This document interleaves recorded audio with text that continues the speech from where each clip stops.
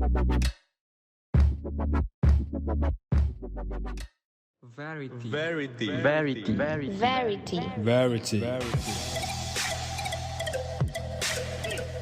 It's Verity. Brought to you by Prodigy.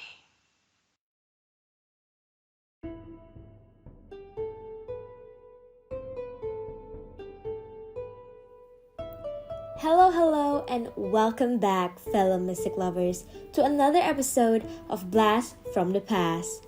You are now tuning into a podcast filled with mythical adventures and secrets. For those who are new here, hi and welcome. We are airing every Friday and Saturday night, so make sure to be seated.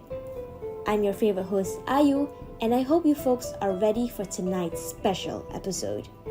We will be diving deep into the story of the infamous femme fatale, Medusa.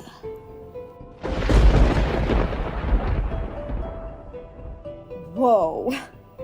Looks like the Roman gods aren't too fond of us talking about you-know-who. Well, that's unfortunate for them because we will uncover the secret behind Medusa's story. Together, we'll be talking about the deception she faced and how propaganda or word of mouth destroyed her reputation. This episode will highlight the importance of having PR skills to save ourselves from unwanted crises. Well, buckle up, listeners! Blast from the Past, the hidden truth of Medusa, starts now. Medusa, Medusa, Medusa, thou art the fairest maiden of this land. Let down your luscious hair, oh Medusa! That would of course never happen unless you folks have a weird taste for snake venom. Now, hold your horses, people, hold them. Before we get into the juicy parts of a tragic curse, we gotta have some class and get to know the lady first, alright? Medusa came from the ancient Greek word that meant guardian. She was the daughter of Phorcys and Ceto, with two other sisters, Steno and Uriel. A beautiful mortal, Medusa was the exception in the family. Her sisters were monsters by birth, and even though she was not, she had the misfortune of being turned into the most hideous of them all. Medusa's family is known for their fierce features and impressive power. Her father, Phorcys, was actually known to be a primordial sea god who had a fish tail, crab-like forearms, and red spiky skin. Her mother Ceto was also a primordial sea goddess. Together, they were known to have birthed some of the most fearsome creatures in Greek mythology. Now, how did our beautiful maiden got cursed? She had a whole line of admirers, but now the whole town doesn't even want to lock eyes with her. Like, literally. Our lovely temptress was praised for her beauty and her hair, which was the glory of all her charms. Just imagining her beauty makes you swoon, right? Well, you're not the only one, because Poseidon thought so as well. It seems that no one can resist a beauty, and that was not a good sign for our Medusa. For those who don't know Poseidon, did you not watch Percy Jackson? Well, Poseidon here is a god of the sea, considered one of the most bad-tempered and moody Olympian gods. He couldn't resist the temptation and did something unimaginable. Verity. Verity.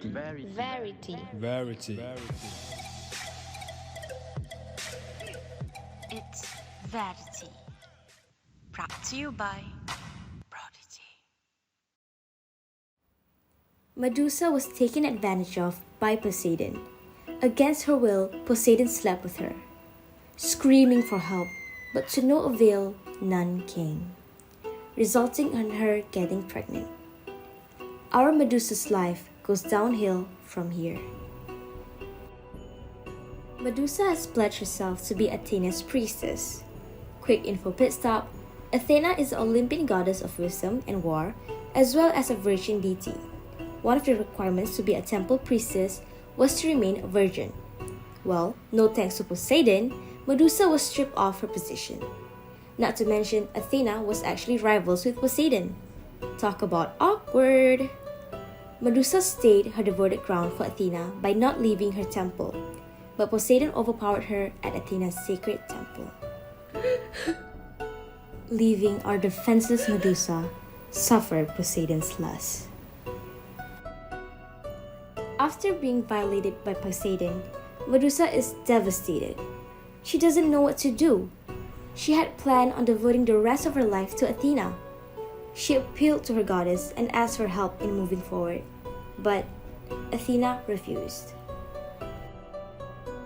She doesn't have any sympathy towards Medusa. In fact, she put all the blame for the incident on Medusa and decided to punish her by transforming her into a monster that will always be undesirable. Medusa is transformed into a terrible beast that has bronze hands and wings. Her once beautiful face is now disfigured with beards and fangs. And finally, her hair is transformed into venomous nests of snakes. Medusa was sent to a faraway island and was cursed so that no man would want her. Medusa was now a monster woman. Poor Medusa. She had a bright future ahead of her, but because of her crisis, her whole world turned upside down. A rape victim was turned into a monster. Her image is still tarnished as of now. I mean, just look at all the Greek mythology movies. Has Medusa ever been portrayed as a good character? She never had any character development and always portrayed to be mean and evil. Not many bother to get to know the real story, but instead believe the propaganda and fake news spread by Athena. So, how does PR takes place in Medusa's tragic life? Well, propaganda and word of mouth are aspects in public relations. Both can be found in this tale. Medusa, as you now know, was a rape victim. I repeat, a victim. But due to Athena's rage, she was painted to be a monster. Athena cursed helpless Medusa and spread news that she needed to be slain. That, folks, is fake news. And through grapevines or word of mouth, the whole Medusa fiasco spread like wildfire. Athena even appointed men to slay and behead Medusa. Those who succeed are seen as strong and worthy to be a leader. What has Medusa done to deserve such cruel punishment? Adding to the propaganda, we can see from current examples that Medusa is still falsely portrayed. Movies still spread false narrative and image of Medusa, furthering the propaganda that she is truly evil from the core and not victim. Verity.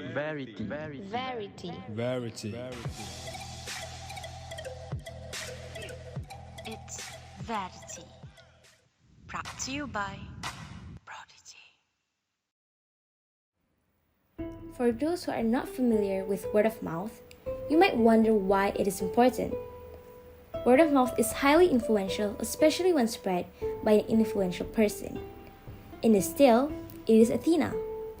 92% of people believe stories from people they are close to or look up to. Word of mouth also doesn't stop after just one interaction. One person will tell another, and that person will tell someone else.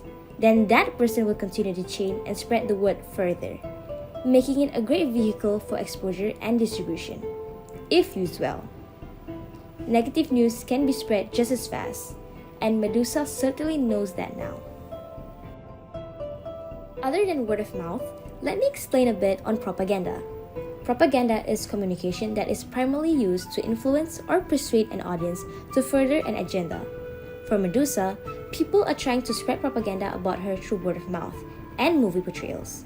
Athena took advantage of her high status to influence citizens believing that Medusa was a cold, blood-hungry monster which needed to be killed. People took her words and turned on Medusa. Interesting, isn't it? Seeing how PR can be applied even in Greek mythology. Medusa, unfortunately, did not have the skills to save herself from the crisis or at least cushion her fall from that event.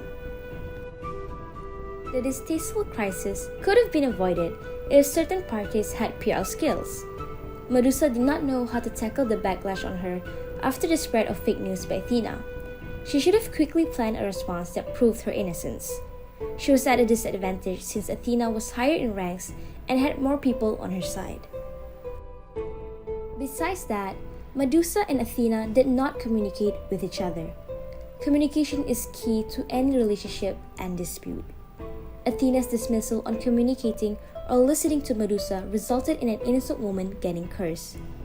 If both of the women had discussed what actually happened and sorted out their emotions thoroughly, the curse would not have happened.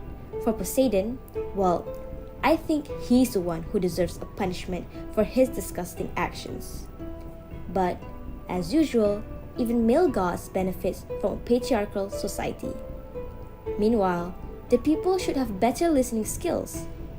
Instead of blindly consuming Athena's fake news, they should have listened to Medusa's side and did a bit of digging on the situation themselves. Being noisy might save them from being a contributor to Medusa's pain.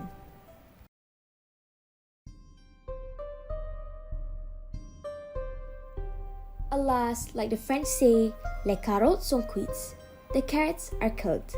Medusa had been cursed, and there's no turning back time to help her.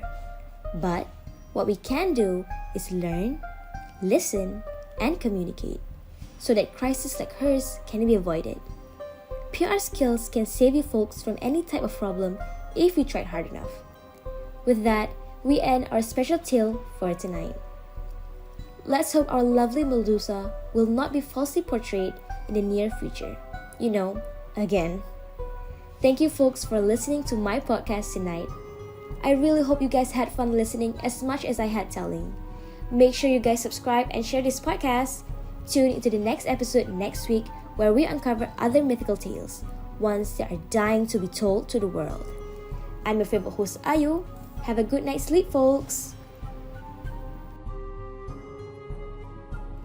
This podcast was created, produced, recorded, and edited by Ayun Shamimi binti Manasir. The Blast from the Past podcast is a product for PRO 549, Corporate Creative and Production Subject.